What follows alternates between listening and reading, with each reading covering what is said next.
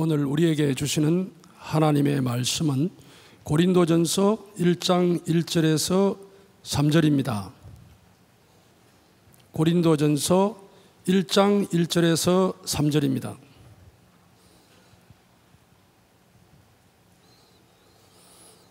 하나님의 뜻을 따라 그리스도 예수의 사도로 부르심을 받은 바울과 형제 소수대네는 고린도에 있는 하나님의 교회 곧 그리스도 예수 안에서 거룩하여지고 성도로 부르심을 받은 자들과 또 각처에서 우리의 주 곧 그들과 우리의 주 대신 예수 그리스도의 이름을 부르는 모든 자들에게 하나님 우리 아버지와 주 예수 그리스도로부터 은혜와 평강이 있기를 원하노라. 이는 살아계신 하나님의 말씀입니다. 아멘.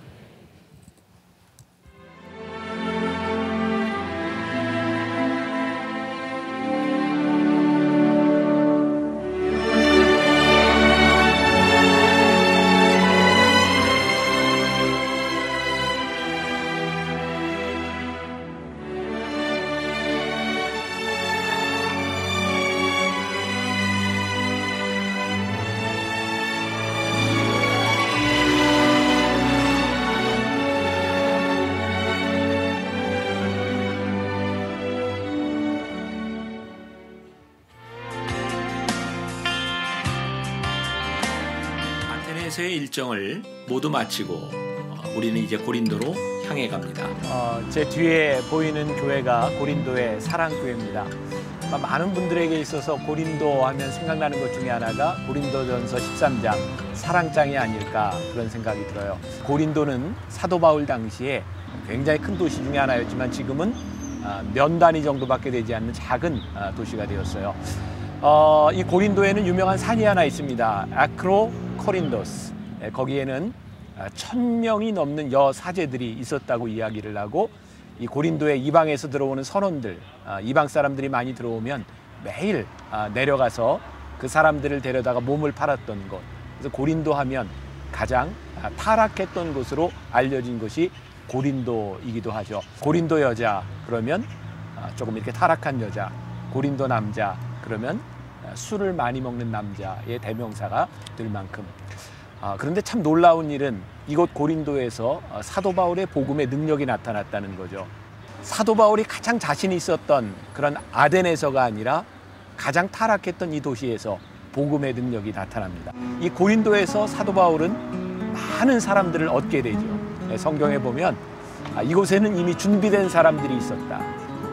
우리들의 눈에 볼 때에는 타락한 곳이었고 복음을 전하기 힘든 곳이었을지 모르지만 이미 하나님께서 예비하신 곳, 그것이 고린도였습니다. 오늘 첫 번째 말씀의 제목은 하나님의 뜻을 따라 부르심을 받은 사도 바울에 대한 편지를 쓰게 된 이야기를 하게 될 것입니다. 제가 첫 번째 소제목을 불행하게도 이렇게 잡고 말씀을 준비했어요. 여러분, 우리가 그리스도인이 된다고 하는 것은 어떤 의미일까요? 사도 바울이 고린도에 들어가서 복음을 전했을 때 많은 사람들이 예수를 믿고 교회로 오게 되었습니다. 그런데 불행한 일이 일어났어요. 예수를 믿겠다고 교회에 들어왔고 복음을 받아들였는데 그들이 세상에서 살던 그들의 삶의 방식을 바꾸지 않았어요. 가장 큰 비극은 예수를 믿고자 하지만 믿기 전의 생각과 믿기 전의 생활 방식이 바뀌지 않는 것이라는 생각을 합니다. 왜 고린도 교인들이 비도덕적이고 비윤리적이고 고린도 교회 안에는 그런 문제들이 많이 발생하게 되었는가? 제가 말씀을 통해 깨닫게 되는 것은 그들에게 있어서 변질된 복음의 문제였다라는 생각이 듭니다. 십자가를 선포하고 부활을 선포하는데 하나님의 마음과 하나님의 지혜가 아닌 세상의 지혜와 세상의 방법으로 교회를 보기 시작하면서 교회 안에는 여러 가지 문제들이 발생하게 됩니다. 이제 사도 바울은 본인이 개척했던 고린도 교회에 편지를 보내야 되겠다고 결심을 하게 됩니다. 왜냐하면 복음의 진리가 무엇인지, 변질된다고 하는 것이 무엇인지를 분명하게 깨닫도록 해야 했기 때문입니다. 지난해 연말 한국 교회 안에 몇몇 사람들을 좀 힘들게 했던 한 가지 어떻게 보면 거짓 예언자가 나타났습니다. 홍해선이라고 하는 전도사인데 참 보기에도 민망한데 제가 말씀으로 좀 이어가기 위해서 잠깐 보고 제가 말씀을 이어가도록 하겠습니다. 보세요. 청와대에 가서 박근혜 대통령 면담 신청 그 신청서 자체도 전달도 안 해주고 나라가 지금 반이 공산주의가 돼 있더라고요. 그러니까 저는 오히려 제가 받은 거 주님한테 받은 거 12월에 전쟁이 있을 거라는 게 거짓말이면 좋겠어요. 인육으로 잡아먹힌다고 주님이 그러셨는데 또는 어떤 집사님은 헬리콥터에 그 북한의 헬리콥터가 그물로 우리나라 아이들을 학교에서 이렇게 실어다가 납치하는 거 봤는데 그 안에 당신의 딸이 있었대요. 그래서 이번에 피신 가셨습니다. 새로 대한민국을 세우지 않는 이상 지금 시간도 없는데 청와대 땅굴 있죠. 또 주님이 또 각종 지하철역에도 있다 그러셨고 또 유명한 백화점 밑에 주차장 밑에 연결돼 있다 그랬고 오쇼 거라바야 그라셨나다 오쇼 카타타 나는 나의 종에게 2014년 3월 26일부터 대한민국에 많은 사람이 죽을 것이라고 예언을 시켰고 오르바타 카라바 특히나 나는 쉔넬의 WCC에 가입한 종들 자, 이거 뒤에 계속 방언하고 예언하는데 오르가타 빠빠빠 뭐 어쩌고 뭐 이렇게 하는데 제가 들어보니까 말은 똑같고 해석은 다 틀려요. 야, 참 저런 걸 듣고도 이렇게 마음에 현혹되는 사람이 있으니 저희 돌아가신 아버님이 아마 저거 보셨으면 이렇게 얘기하셨을 것 같아요. 짜장면이나 먹어라. 짜장면이나 먹어라. 아니 세상에 저기에 현혹되는 것들을 보면서 얼마나 우매한지. 아니 자기가 예수님께 예언을 들었다고 뭐 땅굴이 뭐 여기저기 지하철에 그럼 땅굴이지 그 뭐 백화점 밑에 다 지하지 거기 뭐 청와대 밑에 뭐가 있고 뭐 이렇게 뭐 별 이야기를 다 하는데 중요한 건 뭐 12월 23일인가 뭐 전쟁이 일어날 것인데 전쟁이 안 일어났으면 좋겠다. 저 사람 얘기는 전쟁이 안 일어나면 자기 기도 때문이다. 뭐 이렇게 이야기를 하면서 세상에 저기에 보세요. 여러분들 말씀의 진리를 보세요. 전쟁이 일어난다고 돈을 내고 자기 나라를 떠나 도망간 사람이 있다는 거예요. 말씀의 진리가 우리들에게 뭐라고 가르칩니까? 전쟁이 나면 도망가라고 가르칩니까? 우리들이 몸담고 있는 이 조국과 이 민족과 우리의 가정을 누가 지킬 것이며 말세를 살아가는 우리들이 피해야 될 것입니까? 이겨야 될 것입니까? 기본적으로 우리들이 말씀의 진리를 벗어나는 저 일들을 바라보며 너무나 쉽게 현혹되는 이유가 무엇일까? 교회가 타락하고 말씀이 변질되면 틀림없이 들어오는 것이 돈에 대한 문제고 명예에 대한 문제고 성적인 타락에 대한 문제인데 너무나 쉽게 타락해가는 모습들, 어쩌면 고린도 교회에 복음이 전파되었는데 사도 바울이 거기에 교회를 세웠는데 세상의 논리와 세상의 방법을 가지고 와서 교회에서 돈과 여자와 명예에 대한 문제들, 서로가 잘났다고 이야기하는 그 부분들, 불행하게도 교회가 그렇게 변해 있었다는 사실이에요. 심각하고 불행한 문제는 세상의 지혜를 교회 안으로 끌어들여서 거룩한 하나님 나라의 정체성을 잃어버린 것, 그것이 비극이라는 말입니다. 여러분, 교회 안에 십자가의 복음이 사라지고 부활의 능력이 사라지고 교회 안에서 하나님의 영광이 드러나지 아니하고 인간들이 하나님의 영광을 가로채기 시작할 때, 교회 안에 하나님의 영광이 없고 사람들이 드러나기 시작할 때 교회는 싸울 수밖에 없고 교회의 본질을 벗어날 수밖에 없는 거예요. 언제부턴가 복음을 빼앗겨버린 이 교회 안에 하나님이 욕을 먹는 것보다 자기가 추구하는 이상과 자기의 욕심이 욕을 먹는 것을 견디지 못하며 싸우는 사람들이 생겼어요. 저는 교회를 바라보며 그런 생각을 해요. 교회 안에 와서 어떤 사람이 나쁜 짓 하자고 싸우겠습니까? 서로가 옳은 일 하자고 싸우고 내가 옳은 일이라고 생각하지만 복음의 본질이 사라지고 하나님의 영광이 사라져버린 옳은 일은 옳은 일이 아닐 수 있다는 거예요. 우리가 전한 그리스도를 따르려고 하는 것보다 사도 바울을 따르려고 하는 사람들, 개발을 따르려고 하는 사람들, 그 어떤 것도 복음의 본질은 아니라는 거예요. 여러분들 고린도 교회의 편지를 바라보면 여러 가지 은사에 대한 이야기들이 나옵니다. 사랑에 대한 이야기도 나옵니다. 이 고린도 교회가 복음을 받아들이고 얼마나 많은 은사들이 나타났는지 몰라요. 병을 고치는 은사, 방언의 은사, 예언의 은사, 이 은사들이 많이 일어납니다. 하나님께서 우리들에게 은사를 주신 것은 그 은사를 통하여 하나님이 드러나고 하나님의 영광이 드러나도록 은사를 주셨는데, 하나님은 드러나지 않고 은사를 가진 자들이 자기 자신들을 드러내기 시작하면서 교회 안에 분쟁이 일어나기 시작했어요. 여러분, 분별할 줄 알아야 되는데, 얼마 전에도 제가 신문에 보니까 어떤 기사에 무슨 심령 대부흥회에서 집회가 났는데, 그런 예들을 내가 기도했더니 암이 나았고, 내가 기도했더니 무슨 병이 나았고, 내가 기도했더니 무슨 병이 나았고. 여러분, 일간지에 종종 나오는 거 있죠. 어떤 스님이 부적을 썼더니 부자가 되고 귀신이 쫓아내고, 무당이 구슬하는 것처럼 내가 무엇을 하고 그것이 능력일지 모르지만 하나님이 드러나지 않는 인간의 욕심을 채우는 일들은 기독교의 본질에서 벗어난 일이라는 거예요. 어떻게 하나님이 주신 은사를 가지고 사람을 고치고 병을 고치는데 돈을 받아요? 어떻게 하나님의 이름으로 일을 하고 하나님의 이름으로 역사가 일어나는데 돈을 내고 마치 복채를 주는 것처럼 기다리며 돈을 내고, 어떻게 그런 일들이 일어나요? 그런데 그런 것들을 분별하지 못하고 이 사람에게 모이고 저 사람에게 모이고 나는 어디다 저기다 이야기하는 사람들이 일어났다는 거예요. 불행하게도 초대교회의 오류가 드러나기 시작해요. 예수를 먼저 믿고 은사를 받았던 사람들이 이제 무엇이 옳다 그르다 다른 사람들을 판단하기 시작해요. 앞으로 우리가 계속해서 보겠지만 우상의 제물을 먹는 문제라든지 제사를 지내는 문제라든지 이런 문제들을 가지고 서로가 서로를 정죄하기 시작해요. 여러분, 제가 윤리적인 상대주의를 말하는 것이 아닙니다. 그런데 말씀을 통해, 사도 바울을 통해 제가 깨닫는 것이 있어요. 사도 바울의 마음속에 정말 중요한 것은 네가 이것을 하느냐 마느냐 옳고 그름에 대한 문제가 아니라 그 사람을 바라보는 하나님의 마음이 사도 바울에게 너무너무 중요한 일이었구나. 고린도전서 10장 23절부터 24절 말씀해 보니까 같이 한번 봉독해 볼까요? 모든 것이 가하나 모든 것이 유익한 것이 아니요 모든 것이 가하나 모든 것이 덕을 세우는 것이 아니니 누구든지 자기의 유익을 구하지 않고 남의 유익을 구하라. 복음이 들어와서 우리들이 성숙해진다고 하는 것은 내가 받은 복음으로 인하여 나를 주장하는 것이 아니라 내가 받은 복음으로 인하여 누군가의 유익을 구하기 시작할 때 성숙해지는 것인데, 말씀을 받은 자들이 점점 율법적이고 완고해지기 시작했다는 거예요. 자, 이제 오늘부터 우리는 30여 주간 우리 신앙의 중요한 문제들을 다루게 됩니다. 액션 패스포트, 액션 플랜을 우리들이 지나고, 제가 이 말씀을 묵상하다가 우리 교인들과 함께 30여 주간 이 말씀을 나누어야 되겠다고 생각한 것은 여기에 우리들의 실제적인 문제들이 있기 때문입니다.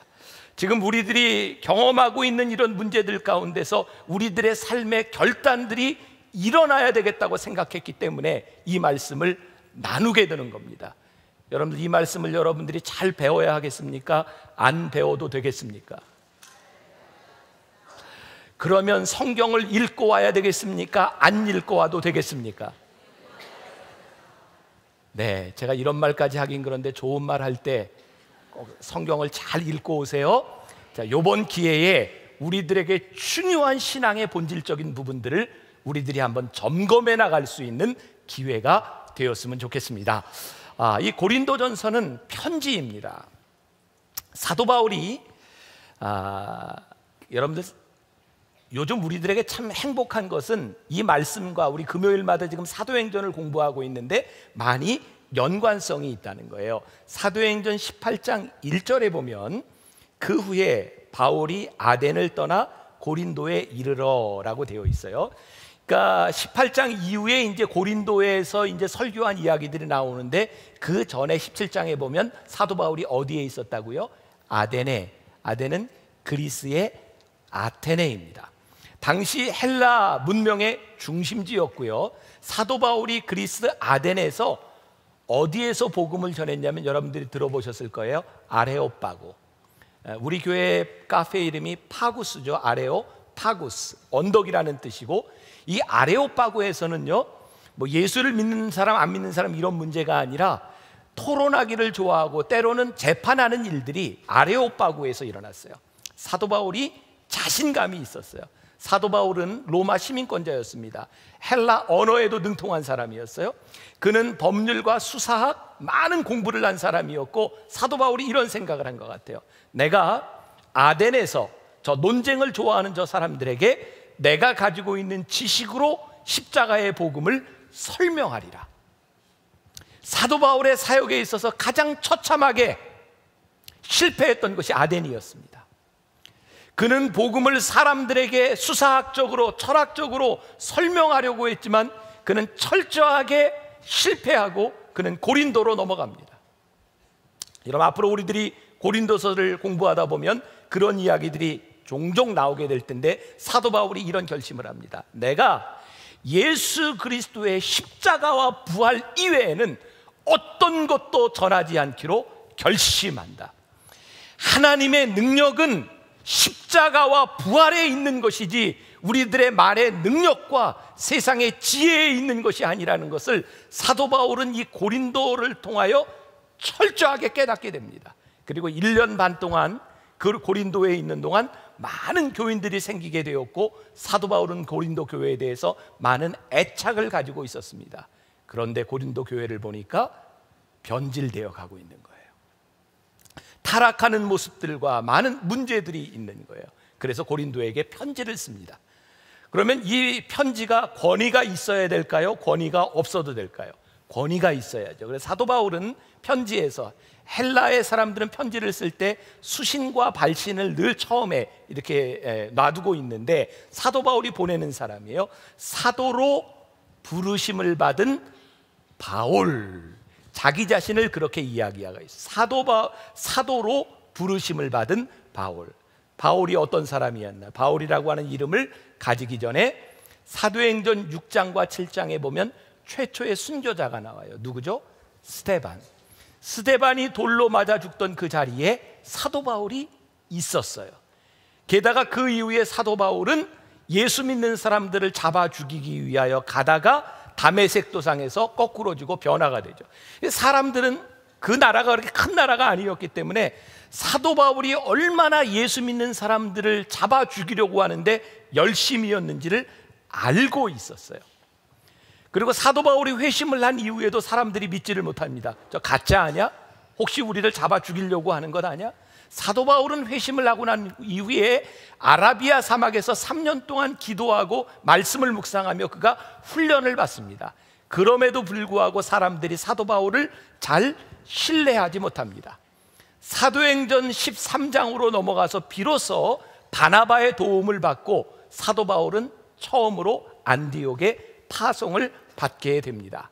오랜 시간의 검증의 시간이 있었습니다. 저는 오늘 사도 바울의 이 사도성, 그의 검증을 바라보며 저는 이런 생각을 해요. 우리들이 하나님을 믿고 하나님을 전하는 데 있어서 우리들의 신앙과 삶의 순전함이 너무너무 중요하다. 우리의 말씀의 권위를 가지기 위해서 우리들이 어떤 삶을 살아가느냐는 것은 너무너무 중요한 일이다. 물론 우리들이 과거에 잘못된 일들 때문에 하나님이 우리를 쓰시지 못하는 것은 아닙니다. 그러나 순전한 사람을 하나님께서 훨씬 더 귀하게 쓰실 수 있다는 것이 너무너무 중요한 일이에요. 사도 바울에게 있어서 그 이전의 그 과거의 행적들은 그에게 컴플렉스였어요. 그는 그것 때문에 늘 자신감을 잃었기 때문에 나는 늘 그리스도의 사도된이라고 하는 것을 주장할 수밖에 없었어요. 여러분, 우리 교회 안에 요 근래에 있었던 일들을 한번 생각해 보세요.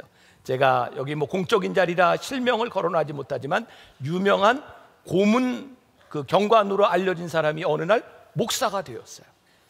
유명한 조폭의 두목이 감옥에 있다가 은혜를 받았다고 목사가 돼서 나타났어요. 유명한 코미디언이 어느 날 목사가 돼서 나타났어요. 그런데 정말 슬픈 일이 무엇입니까? 목사가 되었다고 나타났는데 조금 있다 사기를 쳐요. 목사가 되었다고 나타났는데 폭력을 행사해요. 하나님의 영광이 가려질 뿐만 아니라 도대체 저 사람을 우리들이 믿을 수가 없는 거예요. 무엇이 중요합니까? 우리가 회개를 한다는 것, 우리들이 용서를 한다는 것, 간증을 한다는 것, 그것이 그렇게 쉬운 이야기가 아니라는 말입니다. 적어도 사도 바울이 그가 사도성을 인정받기 위하여 수년 동안 기도하며 무릎 꿇었던 그의 삶과 그의 믿음을 지키기 위해서 그가 살았던 그의 삶을 통해 그가 사도로 인정받는 것이 그렇게 쉬운 일이 아니었다는 거예요. 저는 개인적으로 사도 바울을 참 좋아합니다.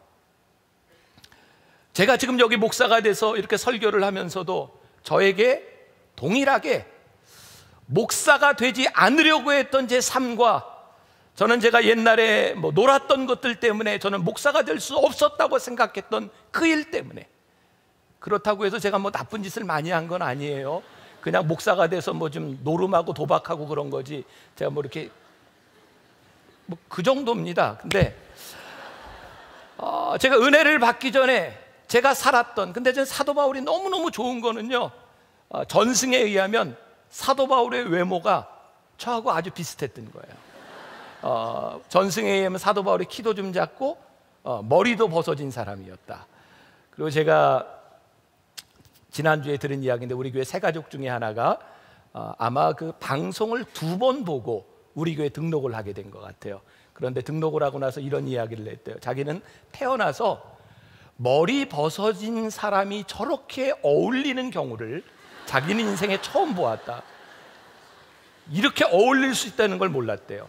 그리고 그 이야기를 했더니 듣고 있던 어떤 세 가족이 또 이렇게 장단을 맞췄는데, 제가 아마 2주 전에 머리를 이렇게 짧게 깎고 있었던 것 같아요. 그래서 목사님이 머리를 깎았냐 안 했다 이렇게 이야기하면서 저 머리로도 스타일을 바꿀 수 있다고 하는 건 기적이다, 이런 이야기도 듣고, 아무튼 제가 사도 바울을 굉장히 좋아해요. 저와 외모가 비슷한, 이게 복음에 굉장히 유익이 되는구나 라는 생각도 하면서, 자, 제가 무슨 이야기를 하고 싶어요? 사도 바울이 사도로서 인정을 받는데 그것이 그렇게 쉬운 일이 아니었다는 거예요.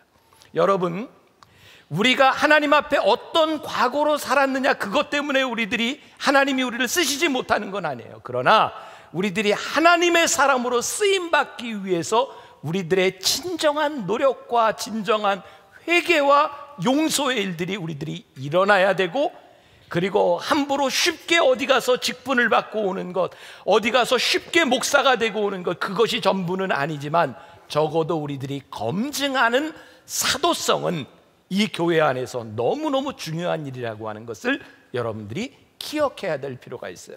그리고 여기에 또 하나 교회론이 나오고 있어요. 사도 바울은 고린도에 있는 하나님의 교회에게 이 편지를 보낸다. 오해하지 마세요. 하나님의 교회라는 이단, 그거 이야기 아니에요. 고린도에 있는 하나님의 교회에 편지를 보낸다는 거예요. 2가지 점이 있어요. 하나는 이 고린도서는 고린도에 있는 일반 백성들에게 보낸 편지가 아니라 하나님 앞에 거룩하게 부르심을 받은 공동체인 교회의 편지를 보낸다는 거예요. 이 말씀은 오늘 우리들에게도 동일하게 유용합니다. 또 하나 중요한 관점은, 교인이라고 하는 이 교회로는 뭐에 근거하냐면 예수 그리스도를 부르는 자로 거룩한 공동체로 모인 모두가 교회라는 거예요. 무슨 말인가요? 교회는 어떤 교리에 충실하느냐에 대한 문제가 교회가 아니라 예수 그리스도를 주로 고백하는 거룩한 공동체가 교회라는 거예요. 오늘 사도 바울이 우리나라에 있다면 이와 동일한 편지를 썼을 것 같아요. 오늘날 교회를 바라보면 우리 교회도 그래요. 우리 교회 등록을 하면서 감리교인이기 때문에 저희 교회를 찾아온 교인도 있고, 장로교인이나 침례교인이나 순복음이나 다른 성결교인들은 고민을 했다는 거예요.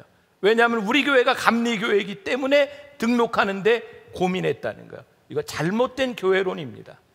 교회는 교리가 앞서는 것이 아니라 주를 그리스도로 시인하는 공동체로서 거룩한 사람들이 모인 곳이 교회라는 말이에요. 저는 여러분들에게 누차 이야기합니다. 제가 감리교 목사고 여기가 감리교회지만 우리 교인은 감리교인을 만드는데 목표를 두지 않습니다. 우리는 그리스도를 주로 고백하는 믿음의 공동체를 만드는 것이 교회이지, 교리와 교단과 이런 것들로 갈라지는 모습을 바라본다면 사도 바울이 오늘 정말 가슴 아프게 우리들에게 편지하고 있을 것이라는 생각이 듭니다. 여러분들 어떻게 들을지 모르지만 저는 정말 주님의 이름으로 제 가슴에 뜨거운 마음으로 생각하는 것, 한국 교회의 모든 교단들 다 없어져야 합니다. 아멘 해주세요. 우리가 여기 모여야 되는 이유는 예수 그리스도를 주로 고백하는 것만으로 우리들이 모이는 공동체이지 어떤 교리나 교단이 우리를 나눌 수 없어요. 만일 그것으로 나누어진다면 얼마나 하나님의 마음이 아프시겠어요. 왜 우리를 동일한 자녀로 부르셨는데 왜 우리는 우리의 교리를 가지고 나누냐 이 말이에요. 오늘 우리들이 중요한 거룩한 공동체, 거룩이 무엇입니까? 구별된다는 거예요. 여러분, 우리가 잘 알고 있는 로마서에 보면 우리로 하여금 너희를 너희 몸을 거룩한 산제사로 드리라 라고 하는 말씀도 있고, 구약에 보면 내가 거룩하니 너희도 거룩하라. 우리 크리스찬들의 아이덴티티는 거룩함에 있어요. 저는 거룩한 산제사를 드린다고 하는 것, 우리들의 삶에서 때로는 악한 세력과 싸우며 우리의 거룩함을 유지하며 거룩한 삶을 사는 것이 얼마나 중요한 일인가를 생각하게 돼요. 옛날 초대 교부 시대에도 몇몇 신앙을 지키려는 사람들에게 이런 운동이 있었어요. 금욕적인 삶을 살아가기 위해서 자기가 살던 집을 떠나서 저기 사막에 들어가서 사는 사막의 영성도 있었고요. 유명한 교부들 중에 몇 사람은 대개 죄를 짓는 것이 돈과 명예와 여자 이런 문제 아닙니까? 그래서 자기 신앙을 지키기 위해서 스스로 고자가 되었어요. 그래서 신앙을 지키려는 사람들이 있었어요. 제가 몇 년 전에 잘 알려진 목사님 중에 한 분인데 제가 개인적으로 그런 얘기를 들었어요. 그분은 어린 시절 신앙생활을 하면서 담임 목사님에게 상처를 받았어요. 왜냐하면 그 교회에서 목사님이 어떤 이성적인 문제로 교회를 떠나게 되는 그런 아픔을 겪으면서 이분은 목사가 돼서 목회를 하면서 내가 이런 문제에 휘말려서는 안 되겠다. 그래서 비뇨기과를 찾아갔대요. 잘 수술을 안 해주더래요. 근데 어디에 가서 그분은 스스로 고자가 됐어요. 전 그 얘기를 듣고 야, 어떻게 이렇게까지 할 수 있는가, 어떤 면에서 보면 대단하다는 생각이 들었고, 제가 선배 목사님에게 그 이야기를 했더니 저희 그런 얘기를, 목사님, 목회를 위해 자기의 삶을 희생하는 것 어쩌면 참 귀한 일일 것 같습니다. 그러나 정말 중요한 것은 매일매일의 삶에서 욕망을 이기기 위해 기도하고 묵상하며 살아가는 것이 훨씬 더 귀한 일입니다. 우리는 거룩함을 조금 착각하는 것 같다는 생각이 들어요. 여기는 거룩하지 못하기 때문에 이곳을 떠나서 우리들의 거룩함을 유지하고, 우리들이 거룩할 수 없는 모든 것들을 다 제거하고 나는 거룩하다 살아가는 이 거룩보다 더 놀라운 거룩은 무엇이냐면, 매일매일 우리를 유혹하는 거룩하지 못한 이 세상 가운데서 우리들이 거룩한 하나님의 백성이 되기 위하여 우리들의 삶을 지키고 싸우고 투쟁하고 기도하며 이겨나가는 것, 어쩌면 이것이 거룩한 산제사, 오늘 우리들이 여기서 모이는 이 거룩한 공동체는 이 교회가 거룩하기 때문이 아니라 여러분들이 이 세상에서 거룩한 백성으로 살아간 사람들이 모였기 때문에 거룩한 공동체가 되어야지, 여기서 거룩하고 세상에서 거룩하지 못한 공동체라면 그것이 올바른 공동체가 될 수 있겠는가? 우리는 주변에서 그런 얘기 참 많이 들었잖아요. 은혜를 받고 갑자기 막 담배를 피우면 역겨워서 끊고, 술을 먹으면 토해서 끊고, 저는 그거 굉장히 큰 은혜라고 생각해요. 하나님이 얼마나 여러분들에게 크게 부어주시는 은혜입니까? 그러나 저는 그 은혜보다 더 큰 은혜가 있다면, 우리들이 살아가는 우리들의 회사와 동료들 가운데서 매일 술을 먹고 타락할 수밖에 없는 그 세상 가운데서도 우리가 그 신앙을 지키기 위해서 몸부림치는 것이야말로 우리들에게 더 큰 거룩함을 만들어주는 일이 아닐까. 제가 잠깐 이야기했지만 저는 목사가 되어서도 목사가 된 것이 불행했던 사람이었어요. 왜? 저는 놀고 싶은 게 너무 많았으니까. 제가 26살에 목사가 되고 나서 저는 너무너무 비참하게, 나는 내가 하고 싶은 것을 못하는 것 때문에 너무너무 불행한 사람이었어요. 제가 27살에 은혜 받았어요. 제가 목사가 돼서 1년 동안 남들이 보지 않는 곳에서 고스톱 치고 포카 치고, 저는 목사 된 게 너무너무 싫었으니까.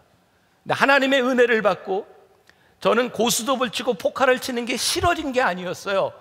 저에게 더 하고 싶은 일이 많아졌을 뿐이지. 저에게 거룩한 일이 분주해졌을 뿐이지.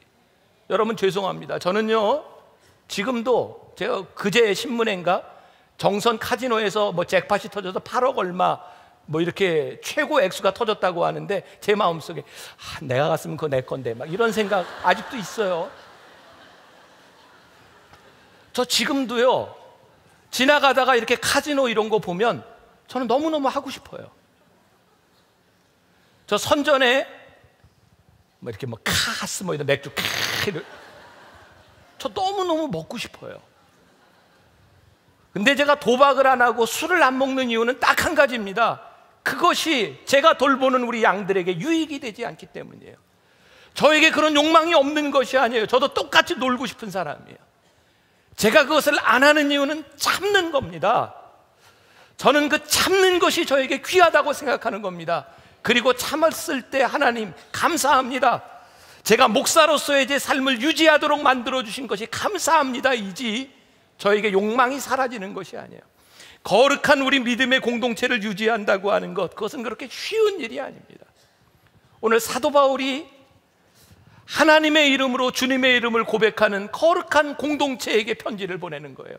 우리가 얼마나 힘든지 알아요.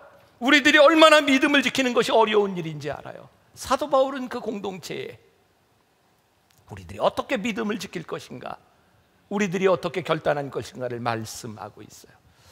저는 오늘 말씀 가운데, 이 편지 가운데 우리가 오늘 1, 2, 3절만을 보고 있지만 중요한 관계를 하나 발견하게 됩니다. 중요한 단어가 1절에도 나오고 2절에도 나오는데 저는 부르심이라고 생각합니다. 사도 바울은 자기가 사도로 부르심을 받았다. 부르심에는 두 가지 의미가 있겠죠. 하나님이 나를 부르셨으니, 내 능력과 내 힘이 아니라 하나님이 나를 은혜로 부르셨으니 나는 잘난 것이 없어. 겸손과 하나님의 은혜에 대한 고백이에요.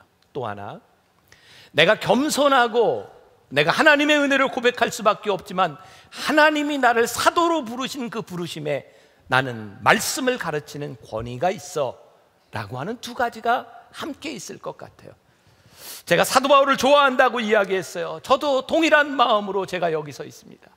내가 하나님의 은혜가 아니면 내가 여기에 서서 어떻게 말씀을 전할 수 있을까? 하나님의 은혜예요. 또 하나는 하나님이 저를 부르셨기 때문에 이 가운데는 저보다 공부도 많이 하고 저보다 연령도 높고 저보다 사회적 지식과 식견이 많음에도 불구하고 제가 말씀을 전할 수 있는 이유를 한 가지 되라면 그것은 부르심 아니고는 내가 무엇으로 설명할 수 있겠습니까? 여러분들이 오늘 여기에서 예배를 드리며 말씀을 듣고 성도의 교제를 나누는 것을 부르심이 아니면 여러분들이 무엇으로 설명할 수 있겠습니까? 우리는 하나님의 부르심으로 여기에 모인 공동체, 하나님이 우리를 선택하신 공동체라고 하는 것, 그것이 우리가 오늘 여기에 있을 수 있는 딱 하나의 이유입니다. 그래서 저는 이렇게 표현할 수 있을 거예요. 우리가 하나님의 자녀로 우리들이 살아간다고 하는 이 부르심은 우리들의 포지션에 대한 문제라는 거예요. 하나님이 우리를 자녀로 불러주신 그곳에서 우리는 자녀로서 성도로서 살아가요. 우리들의 환경에 대한 문제가 아니에요. 여러분들이 이 세상에 나가 여러분들이 사업을 하며 여러분들이 사람들을 만나며 살아가는 그 어떤 환경 가운데서도 여러분들이 지킬 수 있는 것은 하나님이 여러분들을 부르신 그 부르심의 본질 위에서 서야 돼요. 비슷하게 살지 마세요. 돌아가신 저희 아버님이 한 번은 집회를 갔다 오셔서 하셨던 이야기인데 제 기억에 남아요. 뭐 저도 그렇지만 뭐 가끔 집회를 나가면 이제 숙소를 얻어주죠. 새벽이든 밤이든 어떤 교인이 와서 이렇게 집회하는 데까지 차를 이렇게 라이드를 줍니다. 새벽에 저희 아버님이 새벽 집회를 가시려고 성경을 끼고 로비에서 이렇게 기다리고 계셨던 모양이에요. 근데 어떤 사람이 오더니 목사님, 강사 목사님이시죠? 네, 가시죠. 그래서 차를 타고 이제 교회로 가는 거예요. 뭐 지리를 뭐 잘 아는 것도 아니고 근데 지금 이상하더래요. 이게 어제 저녁에 갔던 길하고 틀리더래요. 그래서 이 길이 맞습니까? 거의 다 왔습니다. 그래서 이제 교회에 도착해서 내렸어요. 근데 그 교회가 아니더래요. 왜냐하면 그 호텔에 그 지역에 다른 부흥회가 두 군데 열리고 있는데 강사님이 이제 둘이 있는데 이 사람은 무조건 목사님이 성경책을 가지고 왔으니까 강사님이시죠? 물어봤고 자기 교회로 데려간 거예요. 이게 얼마나 참 우스운 얘기입니까? 그러면서 저희 아버님이 그때 오셔서 이런 얘기했어요. 비슷하다고 다 같은 게 아니더라. 비슷하다고 다 같은 게 아니더라. 우리의 신앙에 참 중요한 게 있는 것 같아요. 비슷한 거 따라가지 마세요. 비슷하다고 따라가 보면 우리들이 서 있는 그 자리가 아주 다른 자리가 될 수 있어요. 저는 이 고린도전서를 여러분들과 함께 35주 정도 나누면서 제 마음 가운데 기대가 되는 거예요. 하나님께서 우리로 하여금 우리의 신앙에 어떤 자리로 있게 하실 것인가. 여러분들에게 동일한 기대가 있었으면 좋을 것 같아요. 제가 고린도전서를 쭉 막 묵상하면서 저에게 깨닫게 된 사도 바울이요, 참 무섭게 질책하거든요. 그런데 이 편지를 보면서 제 마음속에 떠오른 것은 사도 바울의 마음이 그들을 포기할 수 없는 마음이에요. 사도 바울은 고린도 교회에 대한 정말 많은 사랑을 가지고 있었던 거예요. 내가 너희를 절대로 포기할 수 없다. 그래서 그들을 질책하는 이유는 그들을 향한 사랑 때문이었어요. 아마 하나님께서 이번 기간을 통해서 우리를 향한 하나님의 사랑을 분명히 보여주실 것이라고 믿고, 우리가 서 있는 그 자리가 어떤 자리인지를 깨닫게 하시리라고 믿어요. 오늘 여러분들 주보에 책을 하나 소개해드렸어요. 유기성 목사님이 쓴 우리 서로 사랑하자. 한 가지 이야기로 말씀을 마감하려고 합니다. 전라남, 그 책에 나오는 얘기입니다. 전라남도 어떤 섬마을 학교에 선생님이 부임했어요. 선생님이 학교에 가서 보니까 참 난감한 것이 있는데 아이들이 말끝마다 욕을 하는 거예요. 전라도의 그 걸쭉한 욕, 아이들이. 그래서 선생님이 아이들에게 숙제를 내줬답니다. 딱지를 10장씩 나눠주면서, 얘들아, 한 달 동안 너희들이 욕을 하면 딱지를 빼앗기는 거야. 그리고 욕을 안 한 사람은 욕한 사람 거 빼앗으면 돼. 그러니까 한 달 동안 너희들이 딱지를 모아. 그러니까 욕을 하지 말라는 거죠. 학생 중에 선생님을 너무너무 좋아하는 아이가 있었대요. 그래서 선생님이 말씀하는 대로 다 따라 했는데, 문제는 이 아이가 욕을 안 할 방법이 없는 거예요. 입에 붙어 있는 거죠. 욕이 나올 때마다 입을 틀어막고 별짓을 다 해봤지만 결국 이 아이는 자기가 가지고 있는 딱지 10장을 다 빼앗기고 말았습니다. 한 달 후 선생님이 숙제 검사를 하는데 이 아이는 딱지가 한 장도 없었고요. 선생님은 이 아이를 교무실로 데려갔대요. 선생님이 벌 주겠다고 했지, 너 10대 맞아. 선생님이 회초리로 종아리를 때리는데 얼마나 세게 때리는지 3대를 맞고 났더니 더 맞으면 죽을 것 같았대요. 그래서 더 맞을 수가 없어서 이 아이는 선생님에게, 선생님 때리지 마세요, 저 죽겠어요. 그리고 고개를 돌렸을 때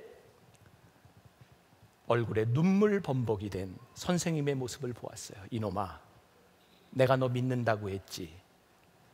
아이는 다시 돌아서서 7대를 마저 맞았습니다. 그때부터 매가 한 대도 아프지 않았대요. 아이는 교실로 돌아가서 책상 위에 엎드려 펑펑 눈물을 흘리며 울었답니다. 그리고 결심했답니다. 나도 커서 선생님처럼 될 거야. 학생이 욕한 것 때문에 너무너무 괴로워해 우시는 선생님의 얼굴이 이 아이의 인생을 바꿨어요. 이 아이는 커서 유명한 크리스천 치유 상담 연구원 원장인 정택이 목사님이 되었답니다.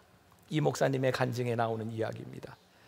자신을 욕한 것 때문에 우는 선생님의 얼굴이 아이의 인생을 바꿨다면, 우리 안에 오셔서 우리의 죄 때문에 죄를 지을 때마다 아파하시는 우리 주님을 바라보며 산다면 어떻게 우리의 인생이 변하지 않을 수 있겠습니까?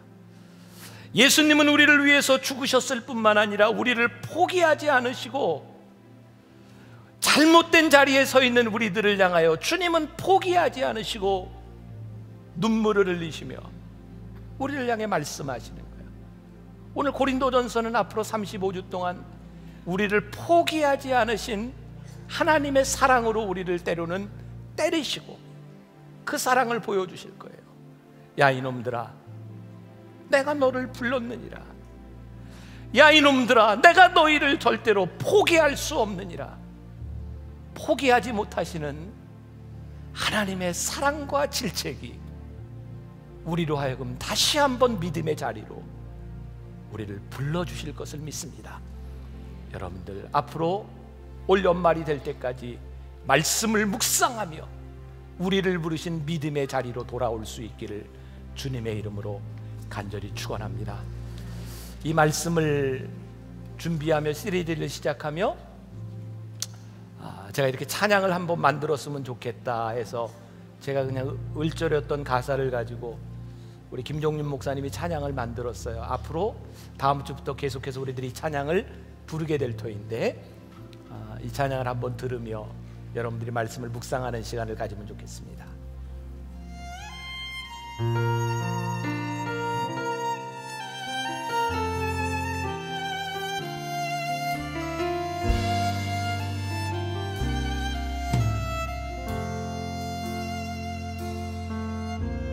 삶에 들어온 주님의 말씀이 내게 빛이 되시니 내 삶의 어두운 절망 가운데 소망 보게 하시네.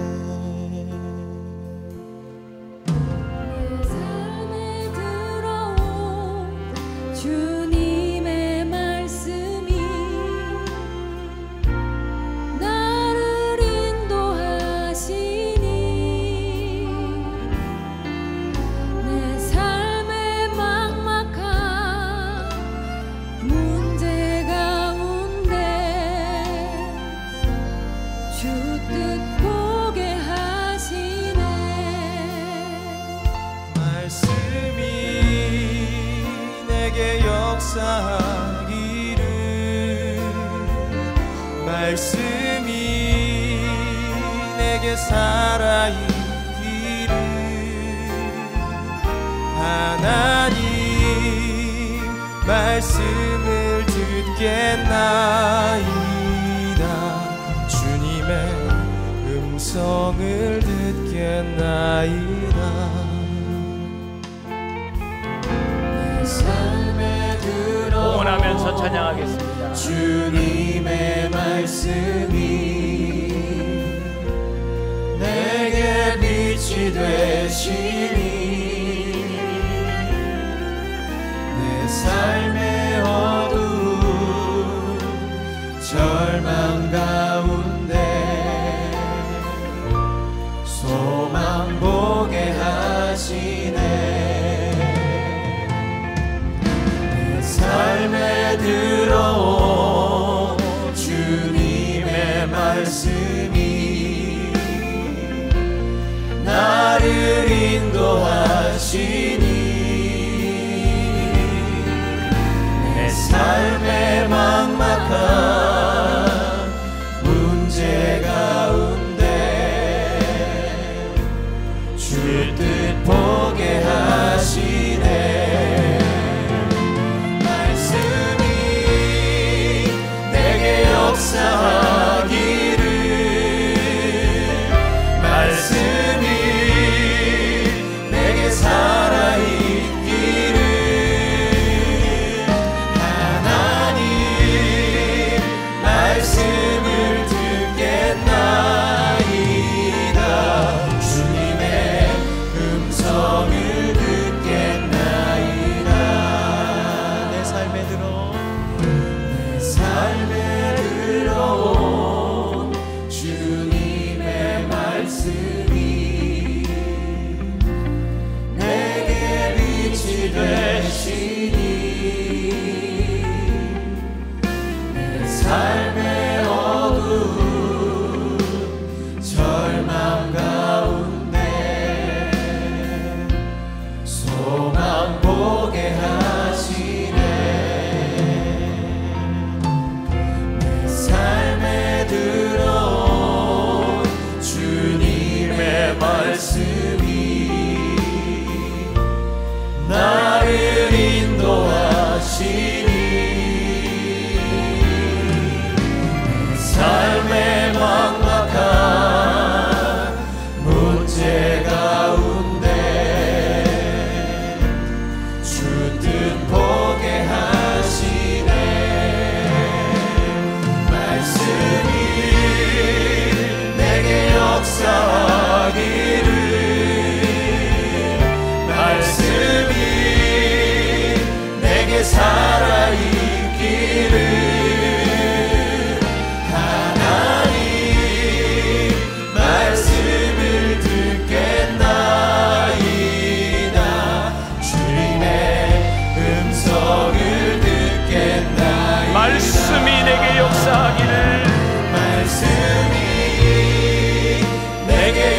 역사하기를 말씀이 내게 살아있기를 하나님 말씀을 듣겠나이다 주님의 음성을 듣겠나이다 주님의 말씀을 듣겠나이다 주님의 뜻대로 살겠나이다.